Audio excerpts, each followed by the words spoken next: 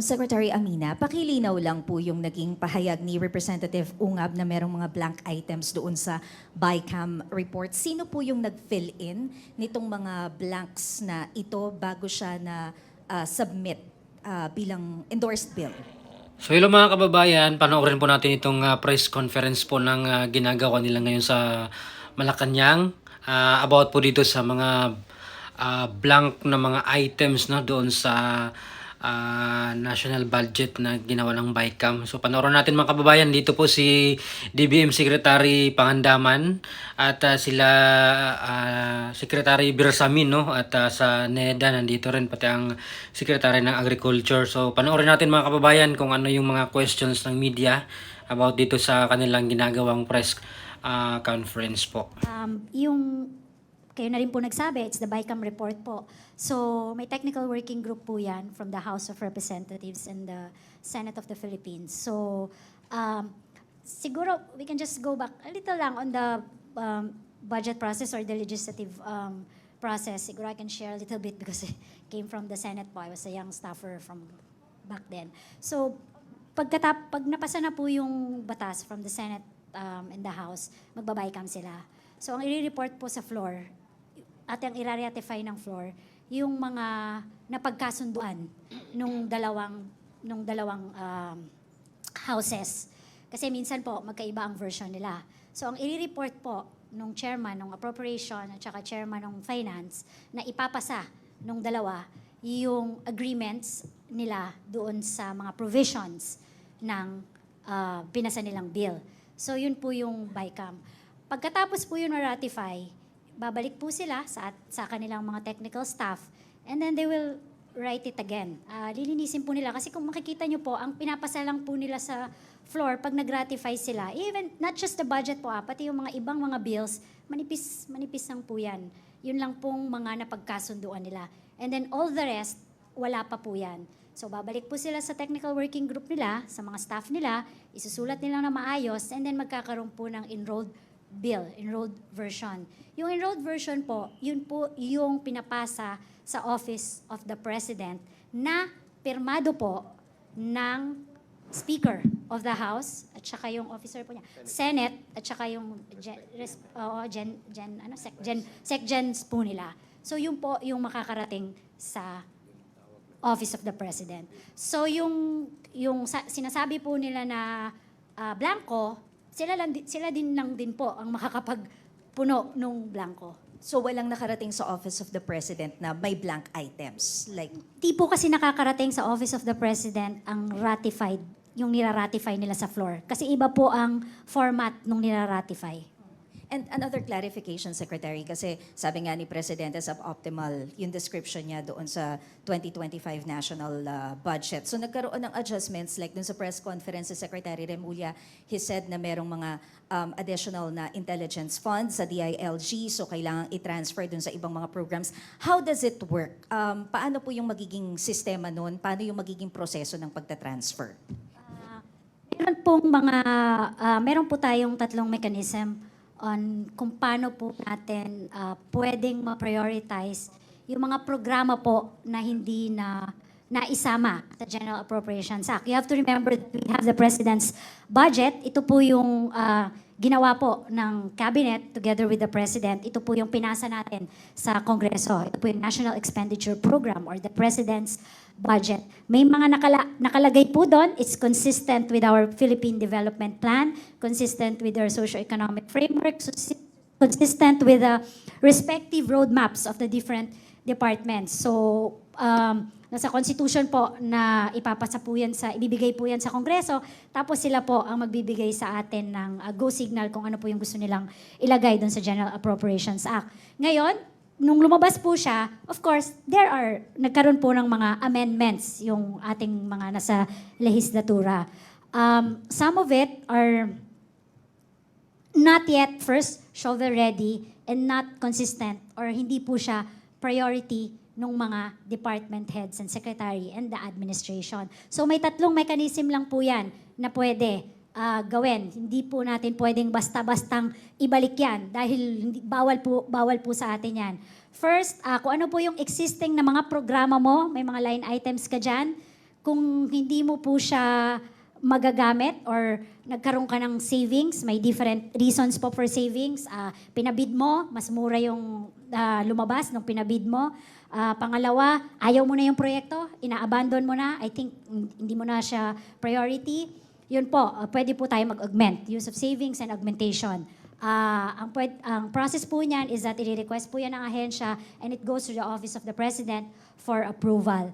Ang second po is use of program appropriations. Of course, yung UA po, there are triggers po na ginagamit dyan para po magkaroon ng, para po magamit natin yung UA. Kailangan po meron tayong excess revenues certified by the Bureau of Treasury. So yun po, augmentation, savings, and UA. And yung last po is yung another fund po, yung use of contingent fund ng ating presidente.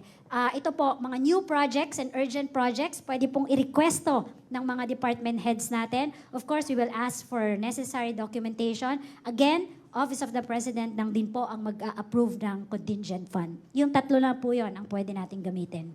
Salamat po. Kay ES lang po. Sir, may we have your reaction doon sa sinabi ni Representative Ungab na plano niyang dalhin sa Supreme Court itong usapin ng GAA? Hindi ko mapipigilan si Congressman Ungab at saka yung mga similarly minded people who would want to put up a challenge. Ang problema natin dyan is hindi kami ang mananagot dyan kung mayroong mang pagkukulang sa bagay na yan dahil BICAM report yan eh. Wala kaming kinalaman sa BICAM report. Ang may kinalaman lang kami yung finished product na pinapirmahan sa presidente. Hindi yung blank check. Next question, Pia Gutierrez, ABS-CBN. Kay Secretary Pangandaman, meron pong criticisms on the modifications na ginagawa ng OP on the budget. Could you please explain to us yung legal basis po nitong mga adjustments na ito? Kasi like for example, tinatanong po ng ibang mga congressmen, can the President actually declare savings at the start of the year? Di naman po, kasi savings nga po. So, nasan ba yung listahan ko kanina? Meron pong mga specific rules and regulations, may budgeting rules and guidelines po tayong sinusunod. Karamihan po doon ay nakalagay sa General Appropriations Act natin. Hindi ko lang memorize yung mga sections. Baka meron kayo dyan. Ano yung mga sections na kailangan? So yun, we follow that.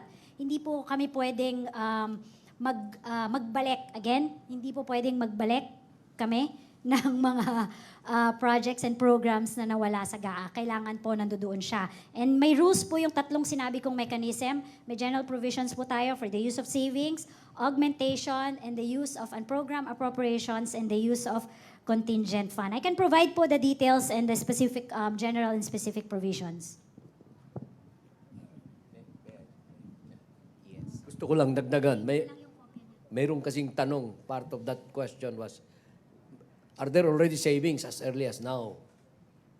Yes, of course, because there are many vacant positions na nagkaroon na ng allocation sa budget. Ano? Pero if they are unfilled, January, they become savings for the month until na magkaroon ng occupant of that office. Yung sweldo doon, savings yun, technically speaking. So, yung characterization of those funds na hindi na spent for specific purposes, beginning the year, this will be part of the savings. Only the President may, however, use the savings through his power of augmentation.